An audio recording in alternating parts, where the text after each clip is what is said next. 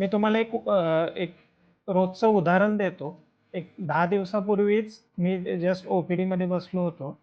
तर एक पेशंट आला. तो म्हणत होता, की मला त्रास काही सुद्धा नाहीये.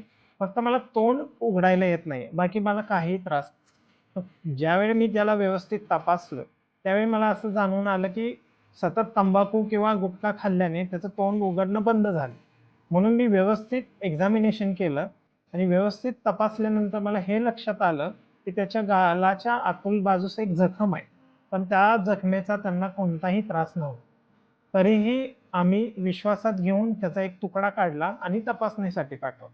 तर त्यात आम्हाला त्या गाठीत कॅन्सरची गाठ आहे असं समजलं. ते वेळेच्या पूर्वीच समजलं, त्यामुळं आम्ही वेळेत त्यांचे उपचार केले. त्यांचं ऑपरेशन झालं आणि पेशंट आता 100% कॅन्सरपासून मुक्त झालेला आहे. तो वारंवार मध्ये-अधे येत पण असतो. जर तो आला तर तुम्ही त्यांच्याशी आरामात बोलू शकता. असं त्यांचं खूप छान असं इलाज झालेलं आहे.